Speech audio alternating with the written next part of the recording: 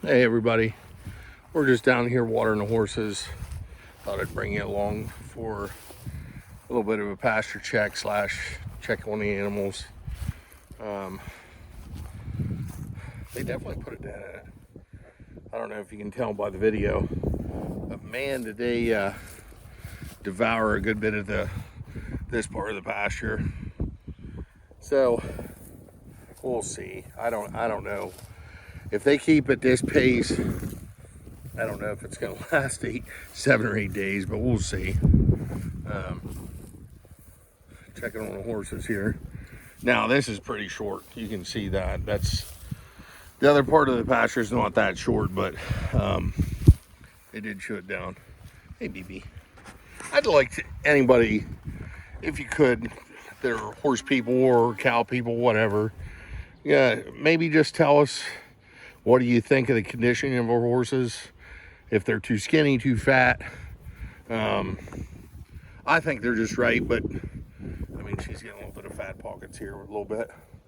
But big old dimple. There's Malibu. Malibu is BB's, I'm sure I've told you guys this, that's BB's mom. She's actually a Hollywood white out of, her mother was a Poco Bueno bred mare.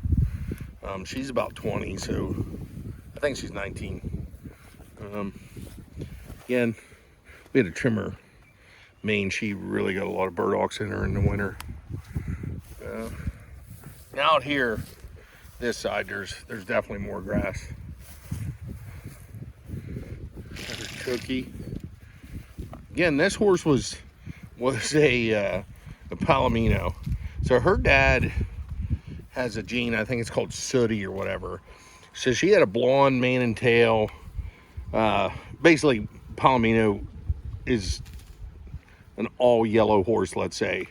Mane and tail's gold, legs are gold, everything. The only thing she had kind of a dun stripe, which this is another one of Malibu's daughters. I don't know if you can barely see it. She's got a dun stripe. Got a white spot on her too, so that's kind of unusual, but for quarter horses. But I don't know if you can see her dun stripe there. Try to get a picture of it. Again, that might be because she's gray, I'm not sure. But again, I think that's so weird for a horse that was born Palomino to have basically a black mane and tail now. And black legs. I mean, pretty interesting. But because sister was born sorrel, so she's still darkened up. Obviously, she doesn't look sorrel anymore. But there's the cows. They seem to be, every day seems to get better and better in terms of them staying closer and closer to the horses. Cookie is horrible with the cows. She was originally just like, if they'd get anywhere close to the horses, she would chase them off. Yeah, I'm looking here. I mean, I'll be surprised. Hopefully we make it till Saturday. Even Friday would be great. But it's they definitely went through and ate a lot of grass off. This is early Arabian. She's 22. I used to actually breed Arabians. That's why we have her. We bred her years ago. She's from Carolyn Gibson's stock, which was from Fort Worth, Texas. She's a Card Sharp. She had a stallion called Card Sharp, and then we did have years ago some Arabians out of her stud that was, his name was Magus. He was out of Orzel, which anybody that's in Arabians, Orzel was, I think, a Triple Crown winner in Poland. And then he was brought to the U.S., and I think he's the only Arabian to beat Kontiki. Again, I'm a little outdated on some of my Arabians, but pretty sure that's how it was. In my opinion, unfortunately, it seems like most Arabians, at least performance horses, are all French now, and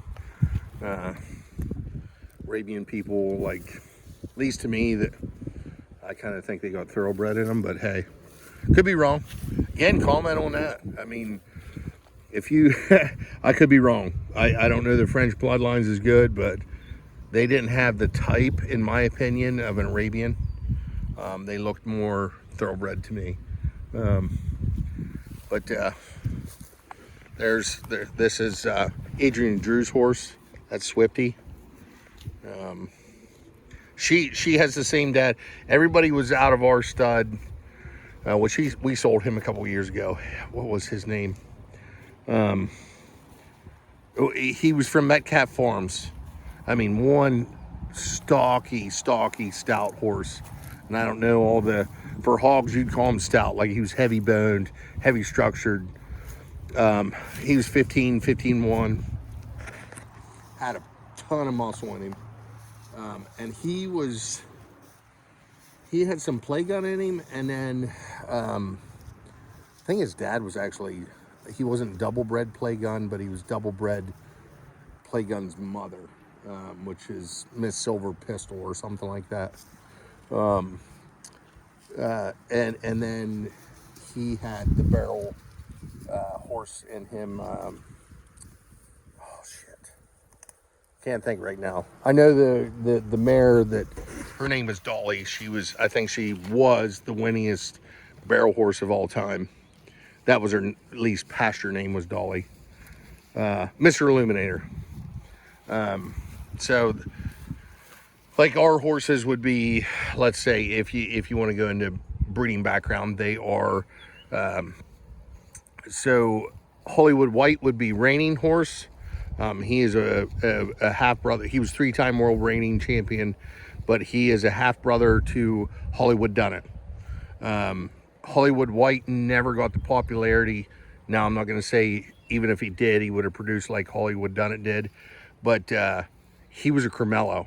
So at that time, he could only be used for paints, crossbreds, and that's why actually Carolyn Gibson owned him as well. And that's how, so when I was into Arabians, that's how we found out about Hollywood White. So actually Malibu, actually all these could be double registered. Malibu, I'm not sure, I'd have to look at her papers, but I think she is a paint and a quarter horse. And if not, I could make her breed or register her paint because of Hollywood White.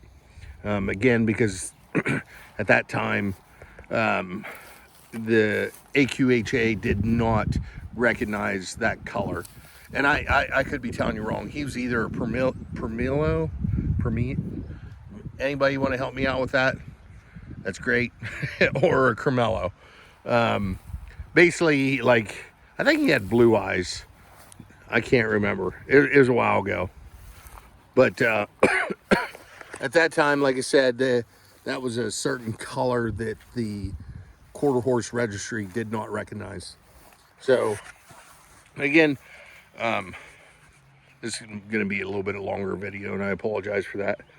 But I wanted to show, like, I've seen people with 1 or 2 horses in a cow herd. And I'm not sure if they were miniatures or Dexters or I hate calling these minis because they are the largest standard breed, or sorry, the smallest standard breed cattle. Even though they are a smaller cow, I don't think they're considered minis, even though they're probably a little smaller than a mini Hereford.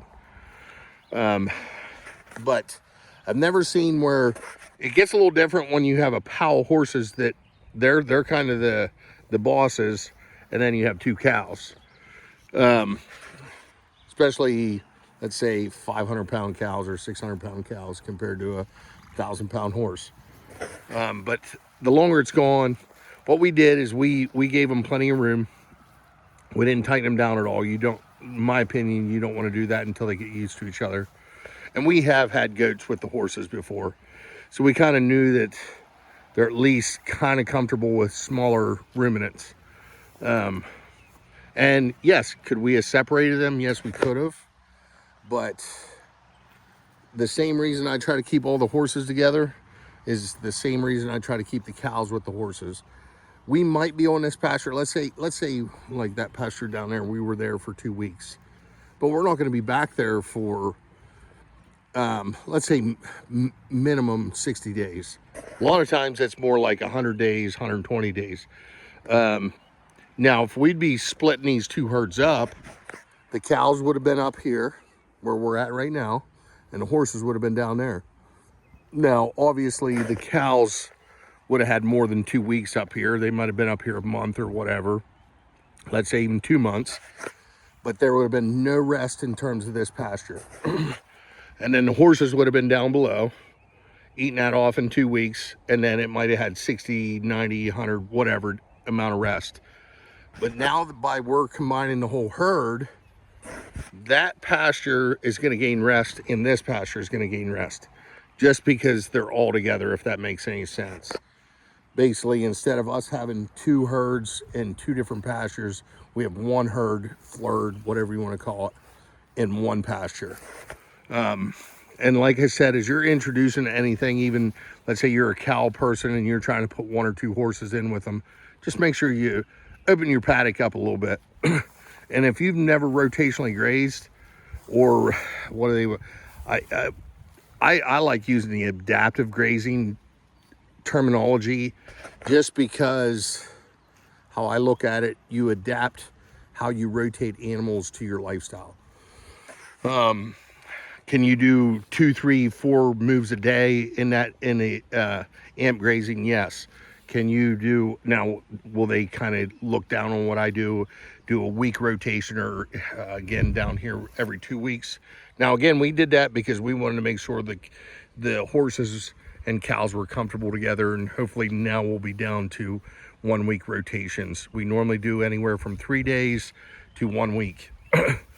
And with me and the wife, it's just me and her now. It's now Adrian and Drew do help, but in terms of moving the animals, setting up pasture and everything, it's just easier for us to try to make it work on the weekends. So again, I mean, what I'm trying to get at is just try it. I mean, if you set up, I mean, I would always start a little bigger. If you set it up and it's a week later and they didn't eat it all off, just mow it, move them and mow it. Or if you make it a little too small and you're like, they were only here 3 days. Well, just hopefully you need some reels and everything. Just move them into your next paddock, but double that paddock then, whatever size it was. And I mean, I just walk them off. It's nothing scientific. I just walk them off, and whatever my paces are, let's say it was 100 paces long and 50 paces wide, just make it 200 paces long and 50 paces wide. Or you're getting what I'm saying, is basically just make your pastures twice as big. Or if you want to cut it down in a day, make it half as big. But yeah, I would definitely, if you can, just start and make it work for you. Make it work for your animals too, but more you. Because you will see where you're feeding less hay, and you will see your animals perform better. Again, I'd like it if anybody could comment below, and I hate saying that, but it'd be great if we get some people to give me some of their experiences, because hopefully I know that I could learn off you guys as much as you would learn off of us. But yeah, here's the Dexters again. I don't want to make this too long. We're already at almost 14 minutes. But yeah, they're doing really well. We're gonna breed them, I think, next month. If anybody knows, if anybody watched it this long, I gotta call and order it, but we are looking at the bull's name is Pepperjack. I cannot remember the farm. I wish I could remember the farm right now. But if anybody knows, it's a well-known Dexter farm. And again, the bull's name is Pepperjack. That's who we're planning on using. If anybody used them, please comment. Let us know what you thought of his babies and everything like that. And it was, again, that would help us out a lot also, because we're just learning the Dexters. I mean, my opinion, Pepperjack, at least by his Didn't get to see him personally, but by his photos and everything, and he's a multiple-time champion and everything like that, he looks the part. It's just, does he breed the part? So, yeah, we'll talk to you guys later.